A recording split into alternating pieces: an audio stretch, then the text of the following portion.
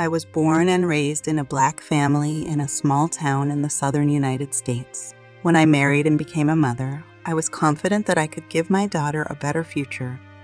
However, I could not have foreseen that our lives would change overnight after my daughter experienced violence and racism in school. My daughter was the victim of horrific abuse from her white classmates who bullied her because of the color of her skin. They beat her, insulted her, and humiliated her. My husband and I fought for our daughter's rights, but unfortunately we were not able to protect her. In the end, she was killed because of racial hatred. I always knew that life in our neighborhood was not easy, but I never thought my family would ever have to face violence. I was a young mother, and my daughter Kayla was only 10 years old when she started school. I remember one day Kyla came home with bruises under her eyes and scratches on her face. She was in tears and couldn't tell me what had happened. I knew something serious had happened, but I couldn't imagine what it could be. The next day at school brought terrible news. Kyla had been beaten in the school bathroom and left lying there. She was badly injured and hospitalized, but unfortunately her life could not be saved. I couldn't believe that my little daughter was no longer alive. I was on the verge of madness, but I felt the strength to fight for her. I started researching everything I could to find out what had happened and why no one had protected my daughter. I discovered that Kyla was being beaten by our white neighbors who could not accept that a Black girl was in their school. It was the darkest moment of my life. I had lost my daughter and I felt like my whole life had come crashing down on me. But I decided not to give up and let racism and violence win. I started fighting for justice and for the rights of Black people in our community. I joined the civil rights movement and I started talking about my daughter and her story. I talked about what was going on in our community and brought attention to racism and violence. The tragedy I endured was an unimaginable pain. I had lost my daughter, my blood, and me. Only those who have experienced such a loss can understand the pain that overwhelms you, the feelings you feel when your heart is torn apart. I remember coming home and seeing our house filled with family and friends. I saw their eyes and they spoke to me more than words. I knew they felt my pain and were going through the loss too. But it didn't help. Nothing could bring my daughter back to me.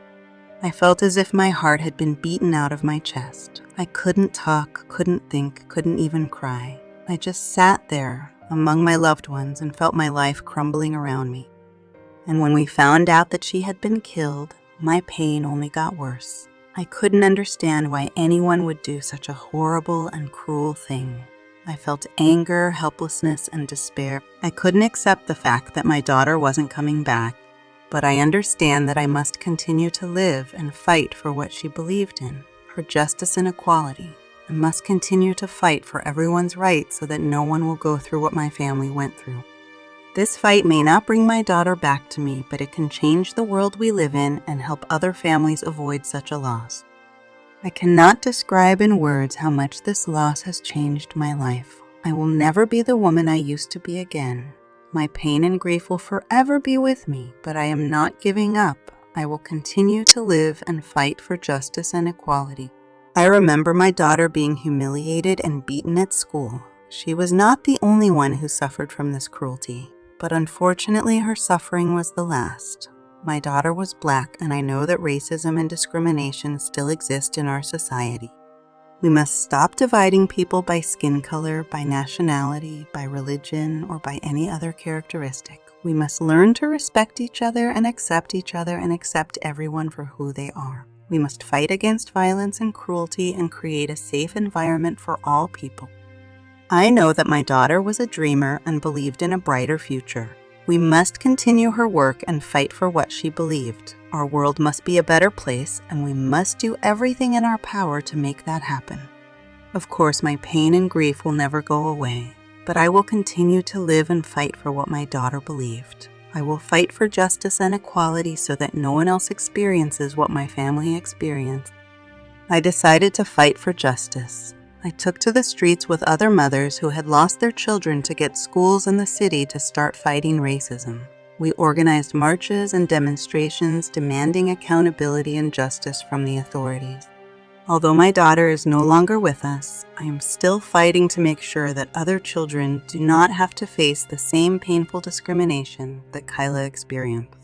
I want my sons and daughter to grow up in a world where they are not judged by the color of their skin, but only by their identities. I want them to be able to expect justice and equality of opportunity. My involvement in the civil rights movement has allowed me to meet other people whose lives have also been torn apart by racism and violence.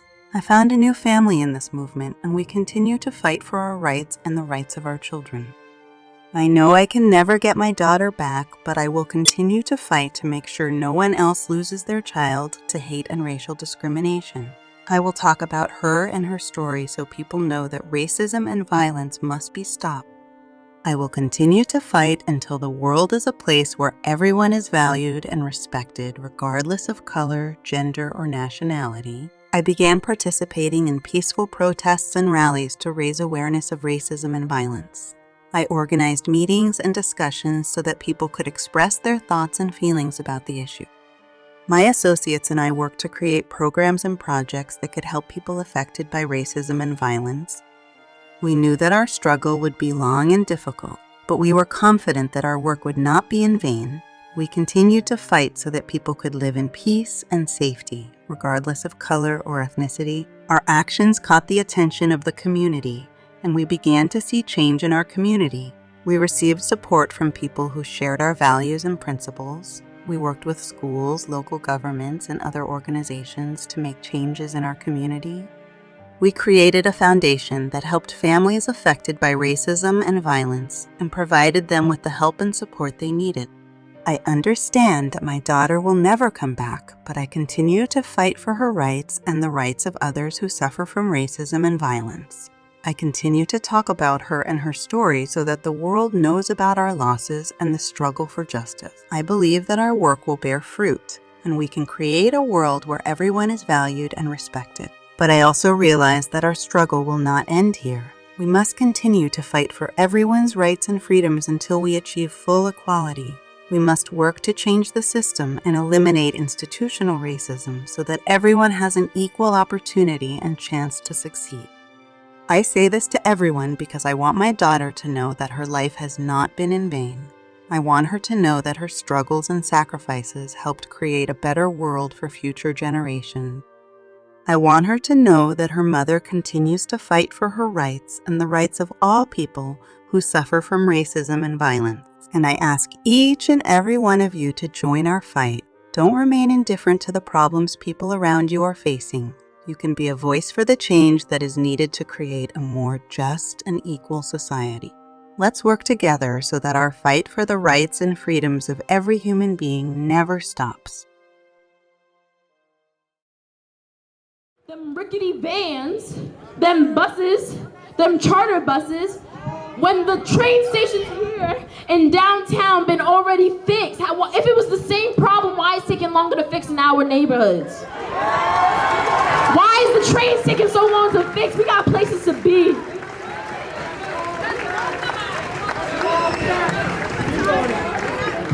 You want to know what I gotta say? Jersey City is so diverse. So why do we treat black people the way we do?